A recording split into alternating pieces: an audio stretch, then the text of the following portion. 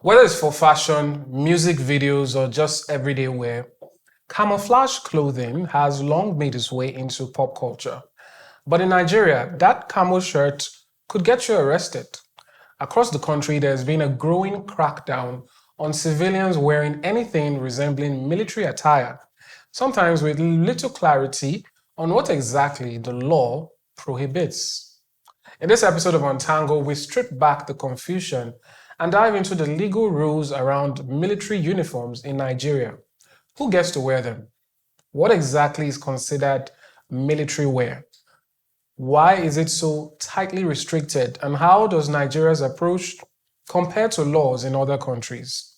From enforcement practices to global parallels and legal gray areas, we're unpacking it all so you don't get caught out in camouflage. Welcome to Untangle. I am Amadine Ogbewe.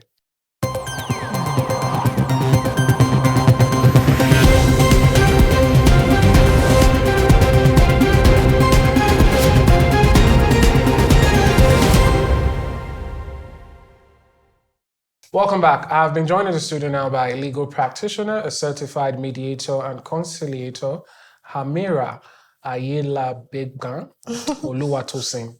Welcome to the program. Thank you for having me. It's good to have you.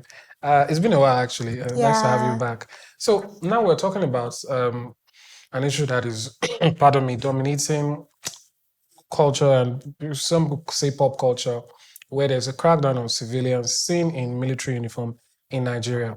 So basically, what Nigerian laws currently restrict civilians from wearing military wear? Okay, I love that question, and I'll be very concise and expressive about it. So we have the criminal code. We have the penal code. Penal code is for the northern Nigeria.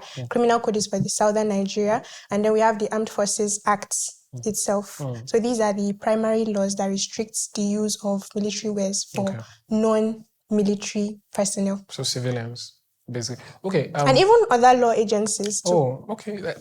That's already debunking something there. Even other law enforcement agencies that are not soldiers or non-military, it applies to them as well. Okay, we're already getting somewhere. Although there's an exception to that, but we'll take it bit by bit. You can go first. Before we delve into For instance, even an average police officer cannot wear the military uniform because he is not part of the armed forces. Armed forces include the Navy, the Air Force, and then the Army officers. So if you are not one of them, then you are not automatically entitled to wear their uniform. But there are rare cases, according to the law, where even like law enforcement agencies like police can wear the military wear, maybe when there's a joint operation, for instance, maybe security issues, or on special permission given by the governor of the state or the president, as the case may be. That's fascinating. So you mentioned about three, should I call them laws, or is that the right word, laws? Yeah. Can you perhaps expatiate a bit on, for instance, if three laws are governing something, is there overlap? Is there contradiction? Or do they all say the same thing? Okay.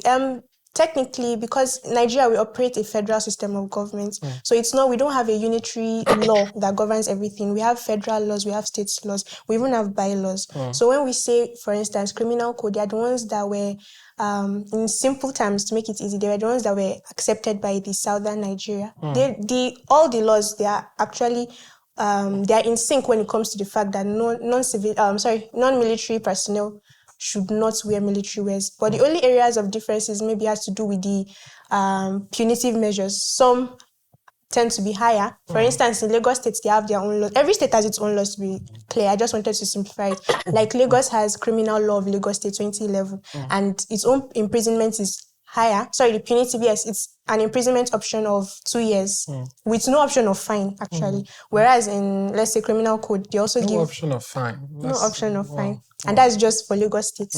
For instance, when we talk about criminal code, those are like in southern parts of Nigeria, there's an option of imprisonment or fine.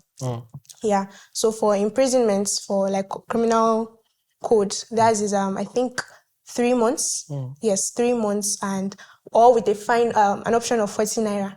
So it's all it all depends on your jurisdiction. Okay, that's fair enough. But at the end of the day, with creative expression and how fashion designers can, want to do things out of the box, one might wonder what actually constitutes military uniform. Who is defining it? Is it based on what these laws say, or can a person argue? I mean, we have another program here at Youth Network called Culture Cove, and we have some fabrics displayed on our set.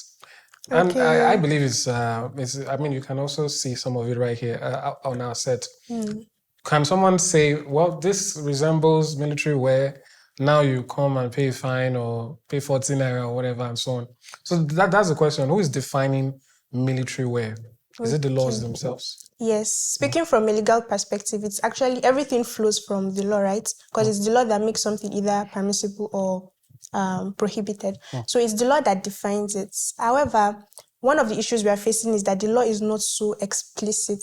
There's room for confusion, right? And there's also room for a lot of subjectivity. But to make it easy, military wear is not just the uniform of the military itself. It's not just the camo, which we know.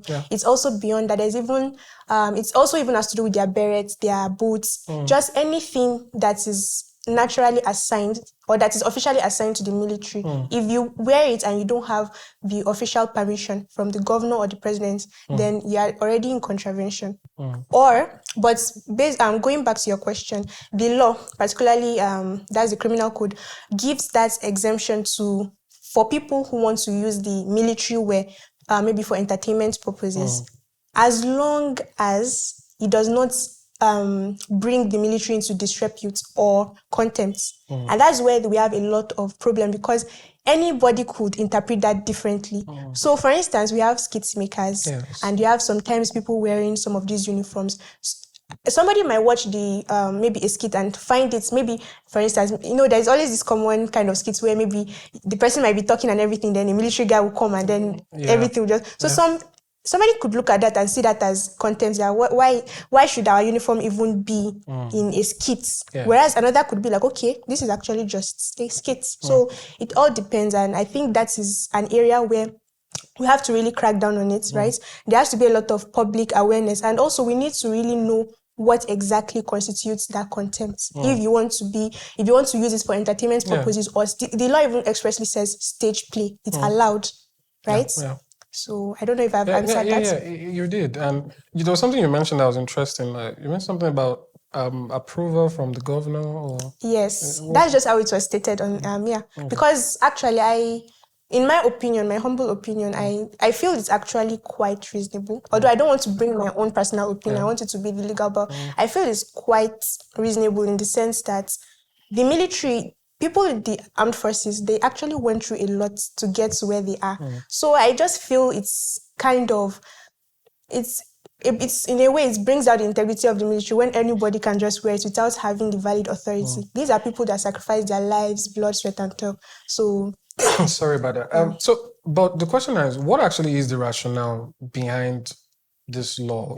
One might wonder what's being protected here. I know you're giving your opinion. I'm just wondering, when laws are made, sometimes you get to see a little behind the mind of the lawmakers and what they intended.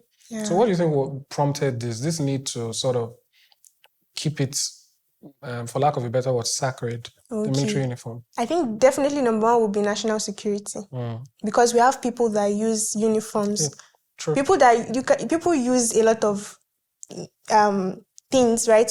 They can, if everyone is allowed to wear it without limits, then I could actually wear it now, and then I'll behave like an officer. I'll tell you to do what you're not supposed to do. I could even kidnap you. I'll tell you, I want to check something, and then I'll kidnap you. We have people that could actually use that for a lot of wrong, especially in Nigeria when we have some insecurity issues. Then I think another one is also about protecting the integrity of the armed forces itself. It's something that when you see a military wear, it's normally something that's should give you headsway. Okay, it symbolizes the power and security of the nation. So when anyone is just wearing it, someone using it as a skirt or a scarf, it kind of defeats the purpose. So I think for me, and actually based on research, truly, national security, and it was some of these laws were passed down at a time when we also had this civil war and everything. So everything kind of makes sense. But for me, national security would be the number one. Fair enough. I guess the question now is, part of the reason, just as I've told you, asked about the rationale for this law, The rationale for this episode, what we're doing right now, is actually some of the reactions we've seen. We've seen civilians told to frog jump. We've seen civilians told to do funny things. We've seen certain punishments being meted out on civilians. I won't mention who is doing all of these, things, but we've seen it happen in reaction to them wearing camouflage or thereabouts. So, can you enlighten us as to, how the process is meant to go? Okay. For instance, someone is wearing camouflage. What is the legal way that ought to happen? Is it what we're seeing with these extrajudicial punishments being given out by different people, or is there a process that should be followed? Okay, definitely there should be a process followed. Extrajudicial method is wrong in every way, shape, or form. And because in a way, when you say that, okay, a random military officer, right, could see someone wearing a camo and then just beat him, tell him to frog jump, that is actually not in accordance with what the law says. They have the right to maybe arrest, but the law... I wanted to get on that.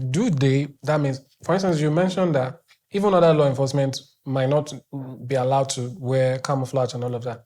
But if a soldier, an actual military man, someone in the armed forces, should meet someone who is not with them wearing them, are they empowered to take action? Yes, they are. But they are empowered to take action in the sense that they can arrest you, but they cannot prosecute you because it goes against the fundamental right to fair hearing, right? And also, there's a system to it. Okay. While you can arresting somebody does not mean the person is guilty or innocent. Yeah. There has to be a normal, let's say, court process. And it could be a court martial, because we have the Armed Forces Act. So even the military itself could prosecute you under the court martial. That's a special court for military officers and for military of related offenses. So you could either go to the court martial or a normal court of law. So it could be the normal where you go to, let's say, like a court, right? And then you'll be prosecuted. But using the normal and established principles of law, you give me the right to actually express myself. What happened, right? You prove the ingredients of the offense. It's not just, okay, I see you, I beat you. That's not what the law says. And that's actually in contravention of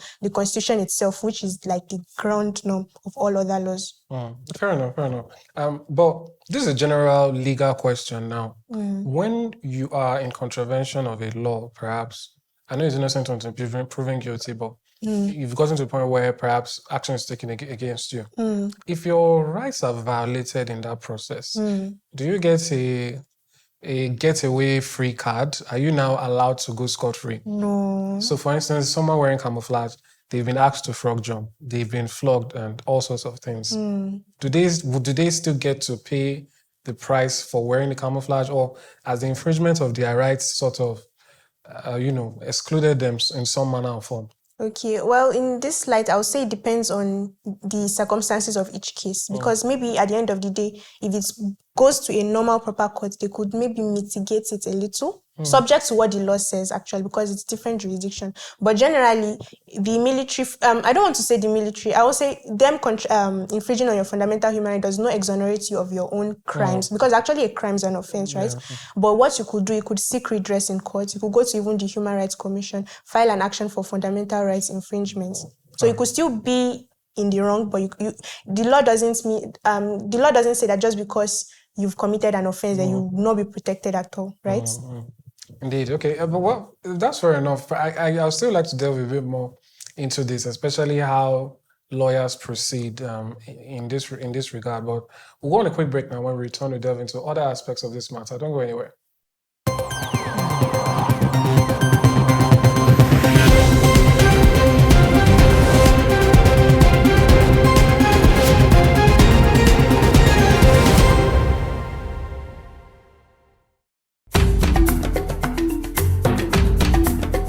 Culture connects us beyond borders. It's a bridge between traditions, creativity, and the future. Culture is alive, shaping identities and communities every day. Art tells stories of resilience and vision.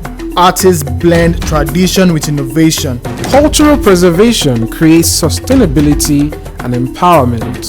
Culture evolves and adapts. Music and dance unites communities through movement. And right here, in the heart of our cities, artists and creators are keeping these cultures alive. On Culture Cove, Let's explore. Celebrate and preserve the arts and culture that define us.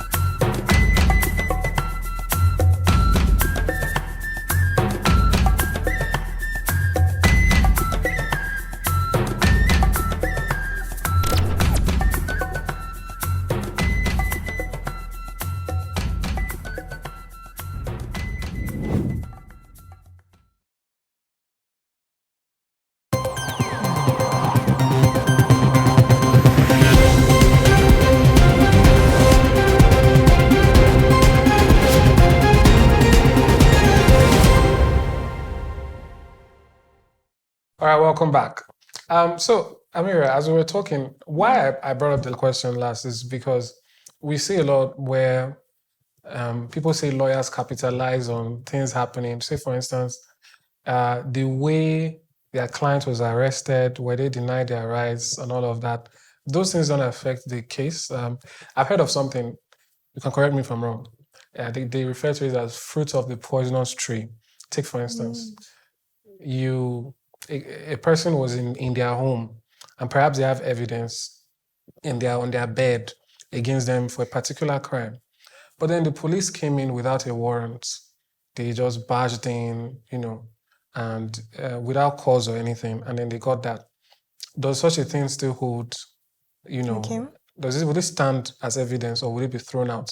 So that's what I meant in terms of the manner in which the person has been treated. Is it an avenue for a legal counsel to say, because of this doesn't count anymore?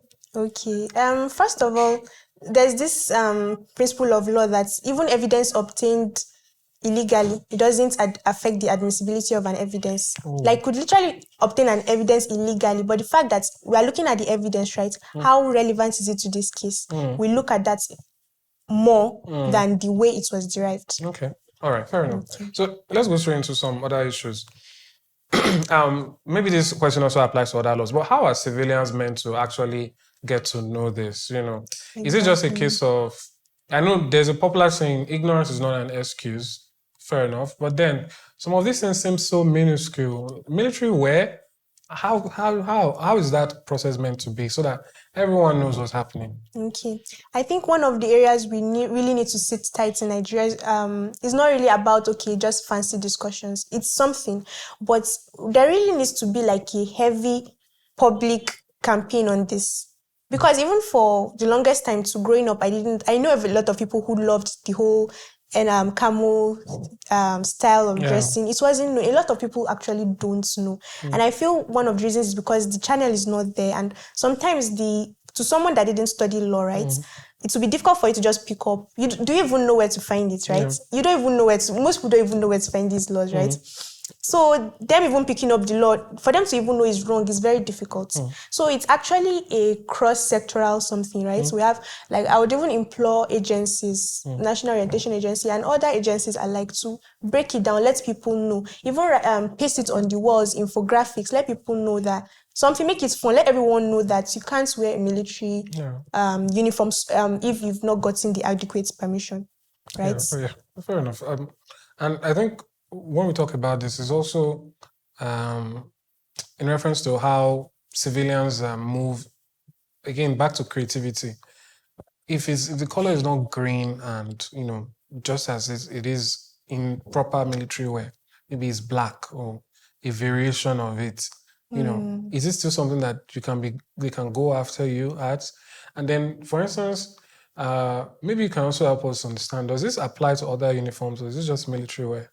Okay. With regards to the difference in that's one of the big I'll say areas of concern in the law, because the law uses a particular term, or will I say a clause or a phrase, especially in the criminal code. It says something calculated to convey maybe that calculated to convey is actually what I wanted to bring out. But there's the law says that if anyone dresses in a way that's calculated to convey or gives that impression that you are one of the military, or you want to maybe also deceive the public that it's actually a crime. So the question now is who determines that calculated to convey? Because for me, that brings in a lot of subjectivity.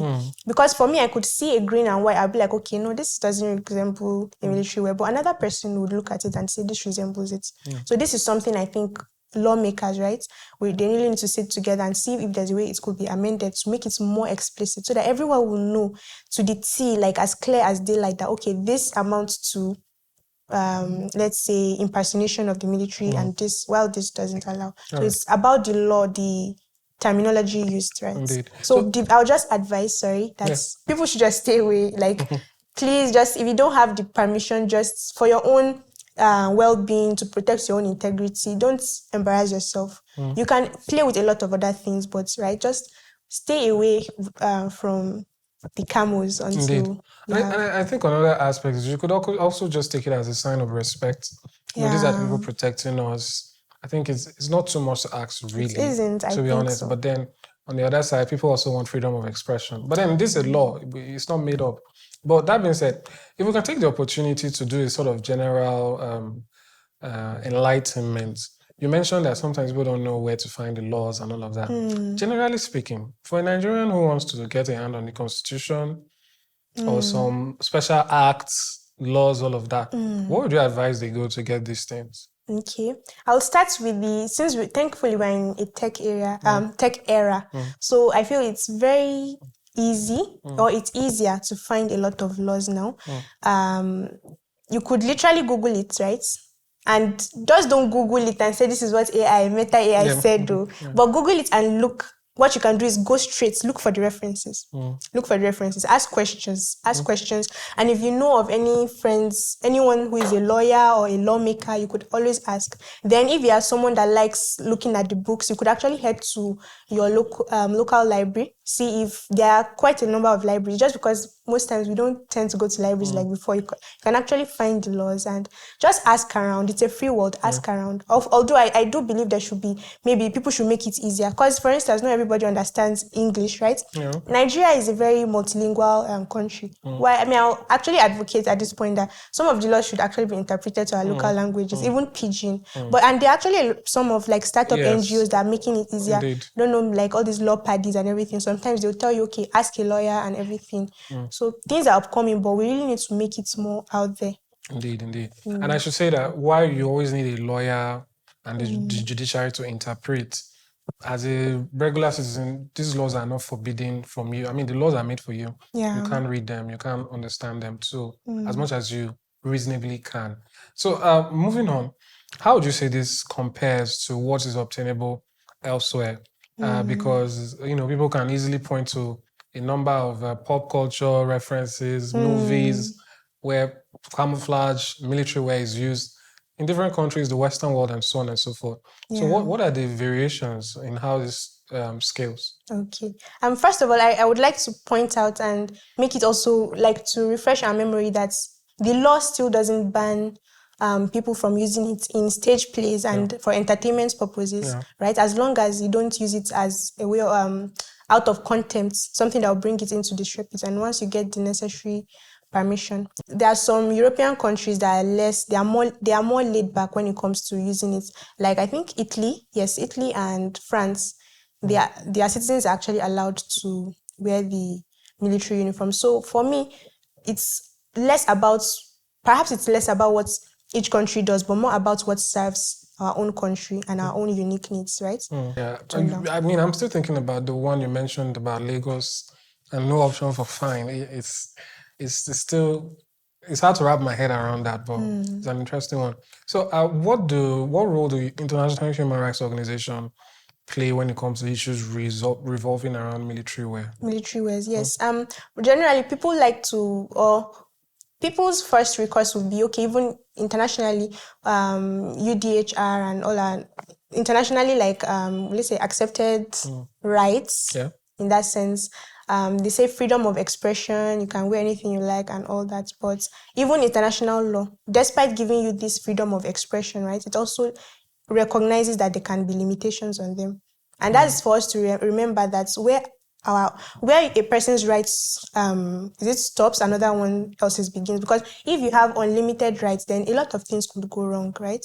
So I believe this isn't actually against international law in any way, shape, or form. It's just a way of restricting it and bringing it down a bit. Indeed. So just a final question. Do you think perhaps there are any major misconceptions that we've not covered that you think people might have an idea that even regular civilian citizens think about military wear or wearing it or not wearing it that might be, wrong? Okay. I think first is that maybe a lot of people don't know it's a crime. Maybe they just feel it's a civil wrong, something they can argue on the streets, show power, pass power, that kind of things. But it's actually a crime. I want people to know that it's a serious offense, actually documented in the letters of the law. So one has to be very careful. And then I also want people to know that even though it's actually prohibited, generally speaking, subject to certain exceptions, it doesn't mean that the law enforcement agencies or the military have the right to just crack down on you, beat you or something. You also still have your rights and your honor as a civilian. And I think what I would also like people to know, last but not the least, is that even though it is generally prohibited for people that are not members of the armed forces, it doesn't mean that there are still no exceptions. So emphasis on the entertainment and the stage play added, right? The law actually gives you the free will, but it's then up to you to decide, because the law still is quite vague, and we're talking about maybe if there could be amendments to it, because anyone could look at it and see that it's calculated to convey impersonation of the. So I'll just say be careful, right? Indeed. Sleep with one eye closed, and let's talk about amending the laws. And maybe just tidbits or something I can add is that it's allowed for maybe students in military schools to wear it. Maybe you see that sometimes them wearing it during parade. Those are exceptional circumstances. And like, for instance, other law enforcement agencies during joint operations, when things they might need, even though you're a police officer, you can actually wear it. And I think that's actually it. Yeah. Thank you so much, Hamirah. Thank you for having me. It's been very enlightening, and thanks for breaking it down. All right. We have been talking about the use of military wear by civilians, and it will be interesting to note, if you've been paying attention, that it is technically a crime, and maybe you should have your 14 naira or ready to pay fines, or perhaps spend some months in or years actually, with no option of fine in some cases. So really, like Hamirah has said, our legal practitioner in the house here, be careful. Do ensure that you take extra precaution. As they say, it's better to be safe than sorry. So that's how we end the program for today. Do join us next time on Untangle, where we break down more issues within your space that might be confusing you or you might not know about. See you next time. Bye for now. I am Amadine Uberi.